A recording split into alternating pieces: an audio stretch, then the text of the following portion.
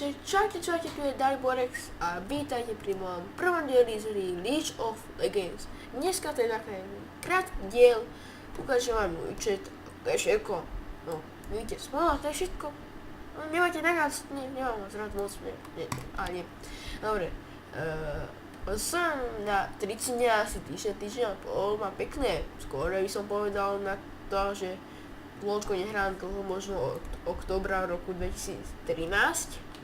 Raketok som v Division 1, 11 bodov.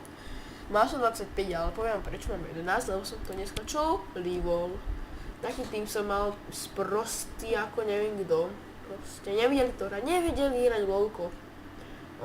Môj support si dal Frostman a double kill, kill nepovedal, že double kill potom. To ma tak nastaralo, tak som to Livol. A nedostal som vám sme všetci šťastní, a moje postavy mám docela dobré, mám najradšej Mastera, Fioru a Fiora, Darius, Vi a Atrox, to sme najlepšie postavy, aj sme docela, no všetci sú docela dobrí, aj Kazik sú dobrí.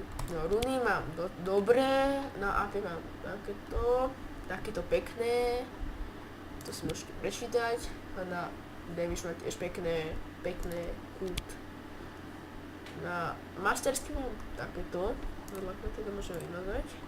Na toto, na AD, to ne, Garen, tak, Baxter, Yasuo a Spelly, a to nič. Tak to by bolo všetko pre tú informačku.